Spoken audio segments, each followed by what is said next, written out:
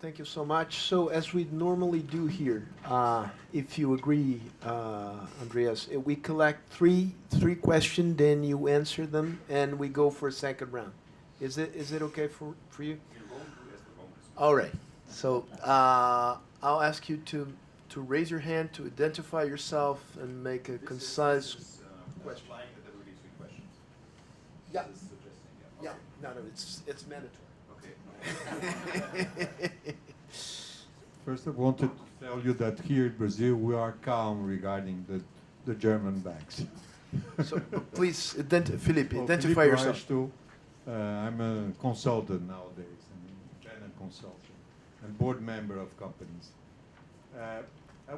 When I was listening to what you're saying, since we are quite far away from the European and German scenario, I think what came to my mind is that you could say a similar situation, maybe not so acute, in the automobile sector being attacked with the new technology, in the oil sector being attacked by the new technology, the telecommunication as well, the different possible convergence between telecom, financial services in general, and I think I wanted to hear your comments on this kind of a general new business model brought up by this new wave of technology being applied directly to different business apart from the pure technology business. Yep. And the second point I wanted to ask you is how, as a regulator, you're looking at the fintechs, in the sense that do you think that they are working in a much more loose regulatory scenario? How do you foresee these things? All right. Lorival Santana. Hello there. I'm a journalist, and when you mention regulation, I remember that one of the reasons why part of the establishment in Britain wanted the Brexit was because they thought that the banking system in Britain would lose competitiveness if they stayed in the European Union, and more regulation would be forced upon them. So I wonder if you could compare the regulation framework in the European Union and what there is now in the UK, and how they will go apart from each other. Okay, thank you. Third, over there. Jairo Sadi, I'm a lawyer. What are your views on this new regulatory toolkit, such as bail-ins, TLACs, and COCOs, as powerful instruments to avoid crisis? All right. So we have three questions. Now Thank you. Okay. Your time to answer. Actually, we have four because the judge asked two questions, but I labeled it 1A and 1B. So if that's. And you can choose between them, right? No.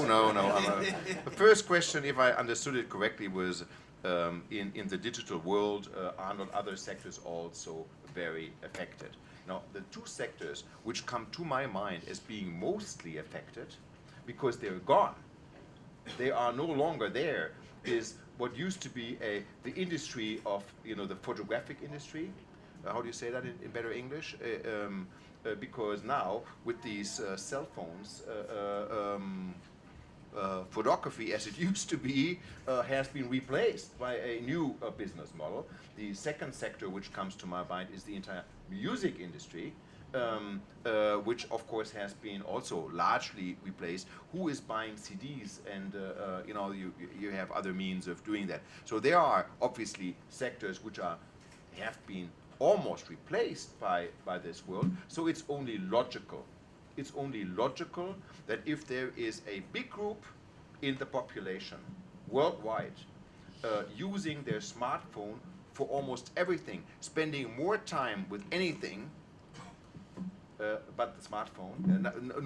This is the closest friend of my daughter, I feel, sometimes, that you will have an effect, and this will also go into financial services. So I'm not astonished at all. But it's something which comes not from the area of financial services, these are mostly originally technology applications. And then these technology applications have a financial service application. But it's always difficult to say what's the egg and what's the hen, but clearly the technology is driving most of this. And I know banks which have more than 40 different IT systems being built up over the decades, hardly compatible. And here comes somebody who picks out one single aspect with the state-of-the-art technology that is very competitive in this particular field. So you're seeing this in many other sectors. Now, how to look at the fintechs as a regulator? I said in my little intervention earlier that supervisors are not the better bankers. For sure, we are not the better experts of technology either. How could we be the technology freaks?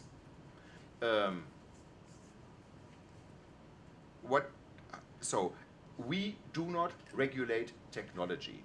We regulate banking, which means every fintech company which enters banking will need to be regulated. Every fintech company which will not enter banking because it chooses to work through banks and use banks but not enter into banking themselves will not need to be regulated. So we are in a risk-based system where so banking services and the risks need to be supervised, nothing else. We are 100% innovation neutral. It's not for us to say this technology is better than that technology. How could we say that? We should not do that. So we are simply looking at where do you enter banking services, and then you need to look also for regulation. We are in the Bundesbank, just to give you that example, we have 9 regional headquarters all through the country, much smaller than Brazil, so we only have 9 regional headquarters. And in each of those regional headquarters, in my team, I have people sitting there. So if a fintech has a question, what kind of license would I need?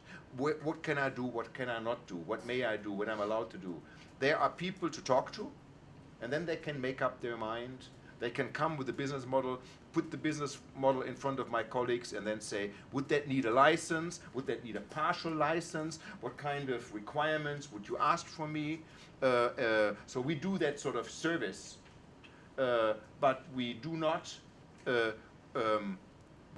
regulate technology, and for sure, we do not lower supervision for fintechs or for traditional banks. We are also neutral whether you are a new or an old traditional supplier of banking services.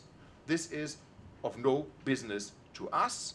So we are not favoring the traditional banking system. We're not favoring the new technology. We are neutral, and we look at the banking, and that is the best regulatory approach. I think the approach here would be same risks, same rules, same regulation, and that's the way it should be, and that's the way we look at it. Second question, Brexit. And I'm not quite sure I would follow your assessment that the Brits, or some of the Brits, have voted for a Brexit because they feared that they would lose competitiveness in their banking system. I can tell you that it can become rather tough for British banks and the financial services industry when they leave the European Economic Area.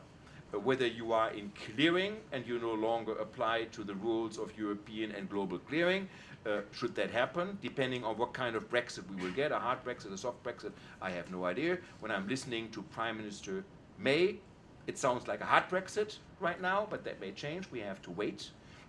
So there will be the passporting issues of those banks in the financial markets in London, because they right now in the EU 28, if you are in London, you are passported to do business in all the other 27 EU states. If this country happens to exit, you need passports and licenses for these other 27 countries. So it's losing competitiveness or gaining, I'm not so quite sure. But you had another question.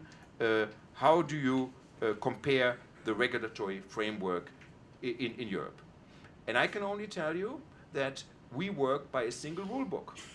And I'm very often asked whether or not I see banks and financial services companies from London interested in talking to, let's say, Frankfurt as a financial center to sort of come and switch sites. Many banks are talking and looking around, not only coming to Frankfurt, coming to all sorts of European cities. And I tell everybody the same thing.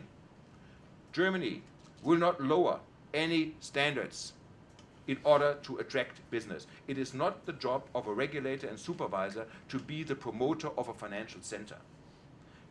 So, and I have the very clear feeling, talking to my colleagues at the Bank of England, that they will also not lower the standards in order to attract them not to go. If we start that, we have a real problem, because then it is a beggar your neighbor policy, which a lot of negative effects, which, by the way, is not covered by the single rule book. So there are competitive differences, but not in regulation. And there should be, especially now as we have started a European supervisor, the single supervisory mechanism, which, by the way, will celebrate its second birthday on November 4th. I guess that's next Friday. So it's already in existence since 2 years. We now work on as much harmonized standards as possible. So comparing regulatory frameworks, my short answer would need to be, we have the same regulatory framework and we should all abide to the same rules and regulations. Third question, how do I judge the bail-in, the TLAC, and the COCOs, and the like? Now, let me start by answering this question with a system which was there before the TLAC and the COCOs and the bail-ins. Now, we were in a situation in 2008 in Germany after the fall of Lehman Brothers that by default the taxpayer had to bail out each and every bank. In all cases, there were bailouts. In the United States, there was one which was not bailed out, was with Lehman Brothers, and we all lived through those consequences. This is a situation which is not bearable and not defendable. That as a private person, you and I, when we declare insolvency, the government will not bail us out. If you, as a corporation, your law firm is insolvent, the government will not bail out. But there is one segment of the economy which will always be bailed out by the government. What kind of incentives is that going to set? What kind of moral hazard is that going to create? That is not something. So we need to change that system, not in the second of the problem, because then you make the problem even worse. But of course, gradually over time, you needed to respond to that situation, which in itself was not bearable. Now, the idea behind the bail-in is to turn around the order in which the responsibilities are being addressed. So it's not the taxpayer who comes first, but comes last. And now it's the owners and the creditors who come first, and then there is a pecking order under which this goes. This is the only way to make the banking system a normal sector, as I tried to say in my intervention before.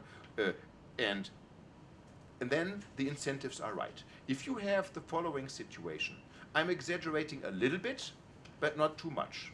If you have the situation that there is, let's say, an investment bank, where the bankers make a lot of money in a risky deal and don't bear the cost if the deal goes wrong, they will even do more risky deals because they have an incentive. I don't need to explain that. Economically, there is an incentive to do even more risky deals. So you have to put, as the German economists would say, as I would say, you have to put liability and control in a balance. Only if you have a reasonable balance of liability and control, you have an economic system which has correct incentives and which prevents the moral hazard. Now, we can go into a long discussion about what can you do better in the bail-in system, what can you do better in COCOs, is TLAC the right system? All of these are economic instruments which work with the private sector. And that is, in principle, good. And so I stand very much behind changing the order of responsibility in the hopefully avoided case of bank insolvencies. As we all know, that bank insolvencies, especially mass bank insolvencies, are a very large burden on an economy which takes years and years to clean up. So this is what the Germans would call the Super-GAU, and I don't think anybody wants that. So that, it is worth thinking through what can you do in order to set the incentives right that this doesn't happen. You will never be able to prevent it totally, but you have to do the right thing, as the Americans would say, in order to try to prevent this. I answer far too long, I'm afraid. But Good. these are Second important round of questions. I will start. Okay. I have 4 people with their hands raised. I will start with Arno Meyer, who will make his question in German. in German, that's good. My question is simple. When you talked about the tasks the banks have in front of them, you talked about demographic change. And you said population would decline. I'm wondering how much the influx of refugees in Europe today and in the foreseeable future might change this scenario. Good. Just for logistical reasons, the one right here. In Ali. Francisco Marcelino, Bloomberg. I'd like to know if it's possible to quantify how many, licenses or requested to get, banking license in Germany. In Germany, you got after the Brexit. Licenses for Banking, and fintechs is good also after Brexit. after the Brexit. Yeah, right. Right. Duas outras aqui. And we're going to take 2 more, then we'll have a package of 4, and then your final remarks, and then we end. Okay, Felipe Tâmega from Itaú Asset Management. My question is that about like the limits of the monetary policy, because you mentioned in your presentation about these like the effects of negative interest rates on the banks. But of course, like if it were not for this ultra loose monetary policy, that there would be like some other effects on the balance sheets of these banks from like the poor economic performance and so on and so forth.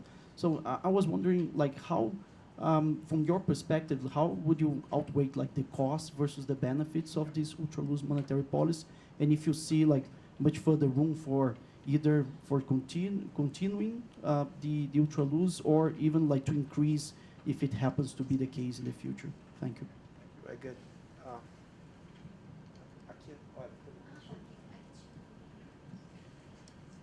Wow, 5. I'm Carlos. I work in the Brazilian financial market infrastructure. I'd like to hear your opinion when we consider about Bitcoin and the blockchain innovation. How can these topics affect the financial market infrastructure in globe and everywhere, mainly in Europe? And do you think that is the world about to get in a unique global currency? Or, I mean, are we gonna get to the end of all the currencies and just have a digital coin which can be used everywhere? What is your opinion when you think about blockchain and Bitcoin in business model, in the financial model, in value perception, in central banks operations? How can these topics affect? Thank you. Can you take the last one? Yes. Alberto Pfeiffer, University of São Paulo. Basically focus on the German banks. I was wondering, what about the other European banks? How do they fare compared to the German banks in terms of all these criteria that you use to evaluate the health of the German banks? Do they match the same kind of pattern? What about their future? He invests heavily on Italian bank stocks. Yes, he's particularly into.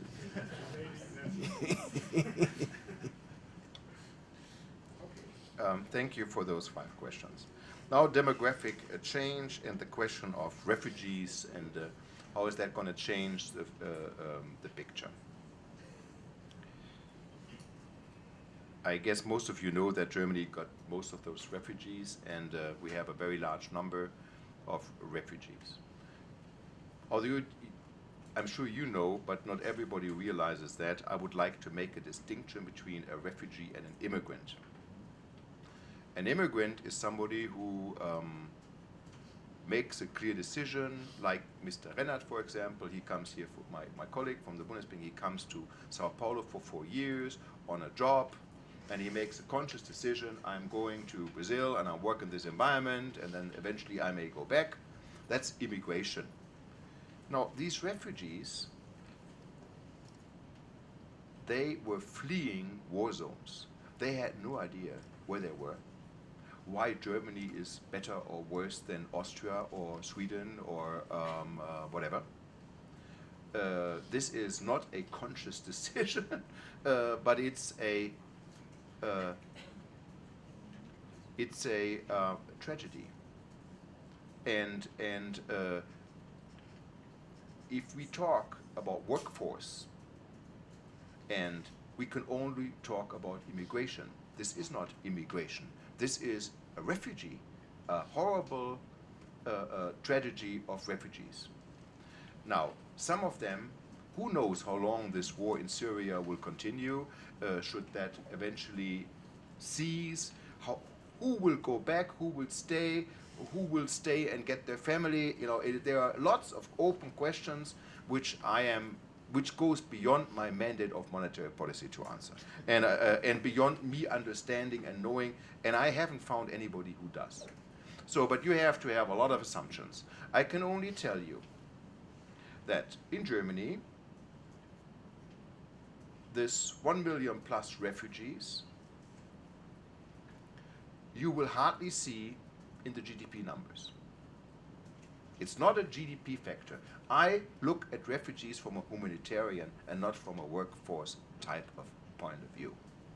How this will develop, there will be cost associated to integrating them, there will be benefits, there will be costs. It is absolutely impossible to forecast. And one should not think, I'm sure you don't, but you should, I really urge not to think in this category. It is a humanitarian and not a economic. It may become one, but it's absolutely unclear. I cannot judge this in economic terms. It is a humanitarian issue. So I have to be vague, very vague on my answer because I don't know the answer. So how many licenses after the Brexit? Was that the second question? I think. Banking licenses. Banking licenses. And tax licenses. Yeah, we have had, I don't know how many. I don't think that the Brexit was on June 23rd at night, June 24th in the morning. So it normally takes even efficient German technocrats to if there would have been an application for a license, it takes a little bit more time to grant a license. So I wouldn't really know, but I think you are really saying how many firms from abroad have applied. I wouldn't know, but I wouldn't expect this to be an immediate issue. There are some firms who are thinking, is there a first mover advantage? Yeah, to move out, and some of them are saying maybe there's a first mover disadvantage. Everybody is waiting to see what to deal with and the United Kingdom will make that very clear over time. I have no idea what it will be. All I know is that by the latest, at the latest by the end of March next year, the UK will have triggered Article 50, and then we will have a much better understanding of where we'll go and what will be the economic proposition. I don't know it. It's too early to speculate. I, in my intervention, also criticize speculation, so why should I now speculate? I simply don't know, but there are many firms thinking about should there be a need to go for passporting? Should there be a need like that? What would they be doing? And there are many, many different models being thought about, and but that does not necessarily translate into applications. And we will deal with applications as everybody else when they come, but right now we don't know under which, whether we actually don't fully know whether the United Kingdom will leave the European Economic Area or not. So the what if question is in the room, and I simply don't know. And also not we are not in a competition with any other financial center. We are simply answering questions when people have interest. And for a financial center like Frankfurt in the middle of Europe with a very good airport, and that is normal that also some people fly to Frankfurt and to other cities. So we are not competing about applications. We are stating facts if we are asked. And we should be fair with the United Kingdom, I have also to say. I think the European Union needs to be fair vis-à-vis the United Kingdom. And the United Kingdom needs to understand that cherry picking also won't be possible. So everybody needs to be fair in order to get to a good result. So I'm not trying to, when I say we are talking to banks, but that means nothing. That we are trying, it's a normal reaction to a referendum. That banks go around, have research, have some due diligence, ask some questions, fill out forms, send them to the headquarters, and they start piling information together. It's not something, we are not, the central bank and the supervisors are not in the business to promote a financial center anywhere. We're in the business of, the central bank is in the business of taking care of price stability, and the supervisors have a micro and a macro-prudential job to do, and that has nothing to do with financial centers. So the limits of monetary policy, costs and benefits, that's a classic question. And of course you are right. In the long run, you can argue that what's good for price stability normally is also good for financial stability, and if you have a stable financial system, that's normally good for price stability. Right now, with an inflation rate in the Eurozone to be expected to at 0.2% positive for this year, and us having missed the price stability target since early 2013, not only since yesterday, but for quite some time. And the expectations and the projections, I should rather say, the projections of inflation only returning in 2018 to 1.6%. In that environment, that monetary policy is reacting as monetary policy is reacting is appropriate. It's a big burden, though, on financial stability. So in the short run, right now, negative interest rates play a logical, appropriate, I withdraw the word logical, but an appropriate role, appropriate monetary policy stance, but it is a big burden. So it really depends on how long this ultra-low interest rate environment prevails. So for how long you have to expect this interest rate environment. And if you follow the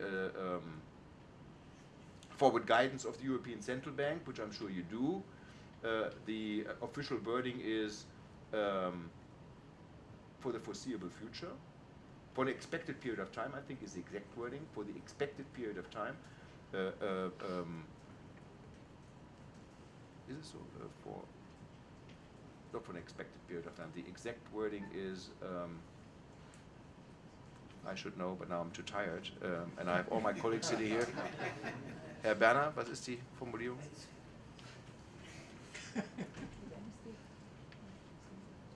So it's not for, I should know, but it's coming back to me in the second I answer the next question. So for quite some time, then we have to balance the costs and benefits. I can only tell you that monetary policy realizes costs of that stance. Yeah, and this needs to be weighted in decisions of the governing council, and is always weighted in. I should know what the exact word is, but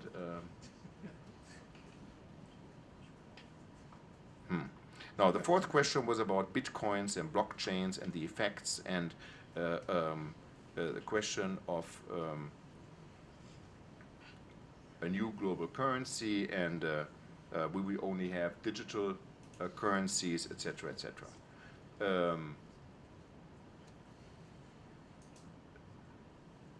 Clearly, these digital currencies have no central bank system. They are limited by, for example, the amount of energy you need in order to create those bitcoins, which is a limitation in itself. And extended period. See, that was my thank you for an extended period of time. Not an extended period of time. I'm really too tired. I should thank you. So for an extended period, extended. No, so we don't have central banks behind the bitcoins,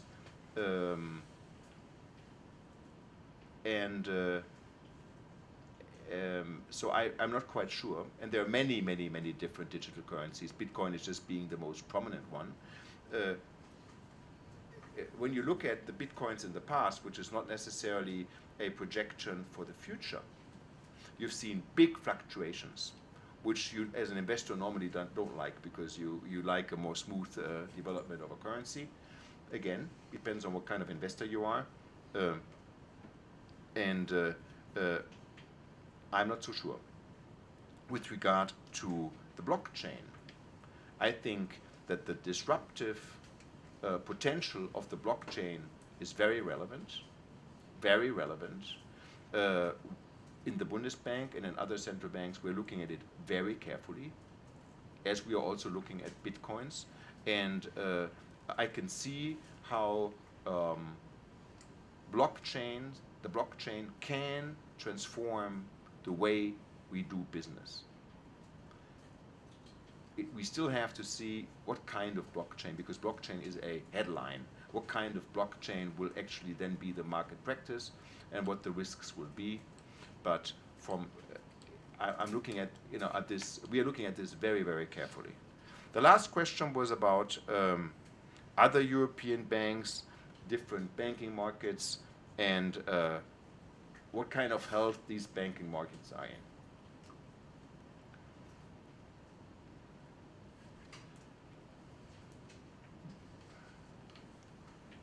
It may be almost banal to say that, but banks are very often, and banking markets are often, a reflection and a mirror of the economy in which they operate. And as we have a very fragmented Eurozone with very different health of economies, you also will have differences in the health of the banks. By the way, the different health statuses in Germany are also not the same. And so you have, of course, differences. You have a range.